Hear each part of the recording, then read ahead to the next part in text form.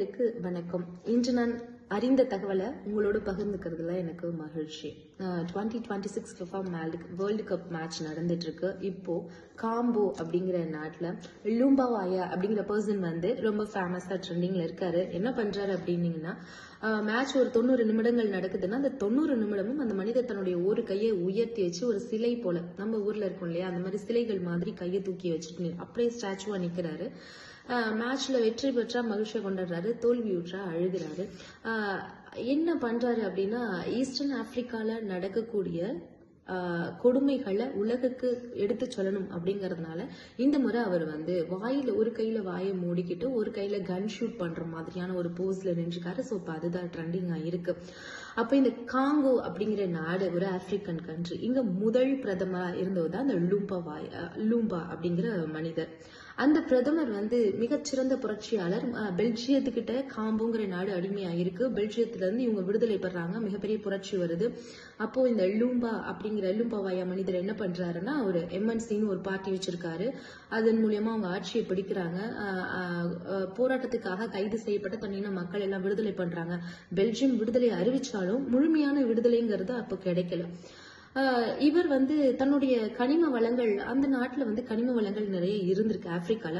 அப்போ அவர் என்ன பண்ணிருக்காரு, தன்னுடைய கனிம வளங்கள் எல்லாமே அமெரிக்கா, பிரிட்டிஷ் போன்ற கண்ட்ரிகள் தான், அந்த கண்ட்ரிஸ் தான் வந்துட்டு இங்க இருந்து கனிம வளங்களை எடுத்து அவங்க தான் முழுமையா பயனடுறாங்க. ஸோ தன்னுடைய நாட்டு மக்களுக்கு என்னுடைய வளம் என்னுடைய உரிமை அப்படின்னு இப்ப எப்படி அண்ணன் சீமான் அவர்கள் சொல்றாங்க, அந்த மாதிரி எங்களுடைய கனிம வளங்கள் எங்களுக்கே வேணும். வேலை வாய்ப்புகள்ல உயர் பதவிகள்ல இருக்கிற பெல்ஜியம் நாட்டுக்காரங்க மட்டுமே இருந்துட்டு இருக்காங்க. ஸோ இதெல்லாம் நம் நாட்டு மக்களுக்கு அந்த போஸ்டிங் போய் சேரணும். இந்த மாதிரி தன் இனத்திற்காகவும் தன் மக்களுக்காகவும் சிந்தித்த அந்த மனிதரை தன் சொந்த இன மக்களே பெல்ஜியத்தின் சூழ்ச்சி காரணமா அவரை கைது பண்றாங்க. இது ஒரு மிகப்பெரிய கதை. அது நேரம் இருக்கும் பொழுது பகிர்ந்துக்கலாம்.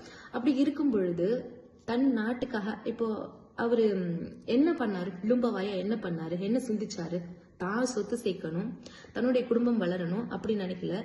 தன்னுடைய கனிம வளங்கள் தன் நாட்டு மக்களுக்கு மட்டுமே சொந்தம். தன் நாட்டு மக்களின் வாழ்வாதாரம் மேம்படணும், தன் நிலம் எங்க கைக்கு வேணும், நாங்க யாருக்கும் அடிமையா இருக்க முடியாதுங்கிற ஒரு புரட்சி சிந்தனையோட இருந்தாரு லூம்பாவாயா. அது பெல்ஜியத்துக்கு பிடிக்கல. அமெரிக்கா, பிரிட்டிஷ் கண்ட்ரிஸ் தான் வந்து அங்க கம்பெனிஸ் வச்சிருக்காங்க, கனிம வளங்களை திருடுறாங்களா, அதுல அவருக்கு விருப்பம் இல்லை, இது எல்லாமே எங்களோடதுன்னு சொல்றாரு. ஸோ இது மாதிரியான காரணங்களால தன் இன மக்களாலேயே சூழ்ச்சியின் மூலமா அந்த மனிதர் வந்து அவருடைய பதவியிலிருந்து விலகப்படுறாரு, கைது செய்யப்படுறாரு. அப்படி அவருடைய வரலாறுங்கிறது முடியுது. இதை எதற்காக நான் இப்ப சொல்றேன் அப்படின்னா, அண்ணன் சீமான் அவர்கள், நாங்க நாம் தமிழர் கட்சி தோத்து போயிட்டோம், ஒரு சீட் கூட வாங்கல, ஒரு எம்எல்ஏ கூட வாங்கல, எதுக்கு நீங்கள் அவ்வளவு பேசுறீங்க? அப்போ தோற்று போனது எல்லாமே வாழவே கூடாதா, வாழ அருகதையற்றதா என்ன? வென்றது மட்டும் தான் வாழணும்னா அப்ப எத்தனை பேர் இங்க இருக்க முடியும்? நான் கேக்குறேன், தோற்று போனது யார்? இங்க தோற்று போனது தமிழ் தேசியம். அண்ணன் சீமான் அவர்கள் மட்டும் இல்லைன்னா நீங்க சத்தியமா எழுதி வச்சுக்கோங்க, மீண்டும் தமிழ் தேசியம் ஜோல்னா பைக்குள்ளேயே போயிடும். அடுத்த தலைமுறை பிள்ளைகளுக்கு பேசுறதுக்கு தமிழ் இருக்காது, படிக்கிறதுக்கு தமிழ் இருக்காது. அதுதான் உண்மை. இன்னைக்கு தமிழ் தேசியத்தை அண்ணன் சீமான் அவர்கள் இல்லைன்னா ஒண்ணுமே பண்ண முடியாது. இப்படி கொண்ட கொள்கையில உறுதியா இருக்க எங்களை தோற்று போயிட்டோன்னு சொல்றீங்க. யாரு தோத்து போனா? உண்மையா தோத்து போனது தமிழ்நாட்டு மக்கள். உண்மையில் தோத்து போனது தமிழக மக்கள். தோத்துட்டீங்க. உன்னுடைய மக்களை, உன்னுடைய இனத்தை, நம் இனம், என் இனம், என் மக்கள், என் நாடு, என் கனிம வளம், என் இயற்கை வளம், இதெல்லாம் காப்பாற்றணும் இப்படின்னு பேசின ஒரு மனிதனை தோக்கடிச்சுட்டு நாங்க தோத்துட்டோம்னு சொல்றீங்க. இது எந்த விதத்துல நியாயம் எனக்கு புரியல. தோற்றது எல்லாமே வாழ அருகதையற்றதா? தோத்து போனது இங்க தமிழ் சமூகம் தோத்து போனது. இதை நம்ம அப்படிதான் பார்க்கணும்.